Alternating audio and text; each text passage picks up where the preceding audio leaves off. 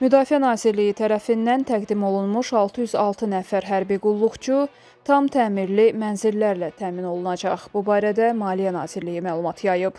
Bildirilib ki, cari il üzrə dövlət büdcəsində nəzərdə tutulmuş vəsait hesabına alınan tam təmirli mənzillər növbəti il ərzində hərbi qulluqçulara təqdim olunacaq. Qeyd edək ki, bu günə qədər dövlət vəsait hesabına 4167 nəfər hərbi qulluqçu mənzillərlə təmin olunub. Aylıq əmək haqları 2 dəfə veriləcək. Bu, əmək məcəlləsinə təklif olunan dəyişiklikdə öz əksini tapıb. Layihəyə əsasən, əmək haqqı işçilərə ayda bir dəfədən az olmayaraq verilməlidir.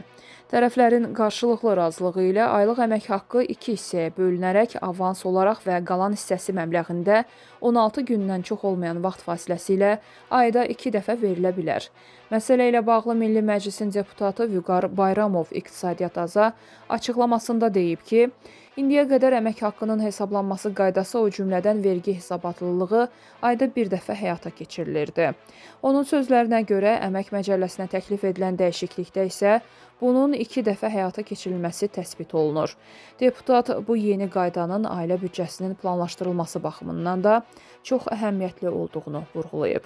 O, həmçinin söyləyib ki, bu həm də beynəlxalq təcrübədə tətbiq edilən metodlardan biridir və bu istiqamətdə proqram təminatının da təkmilləşdiriləcəyi gözlənilir.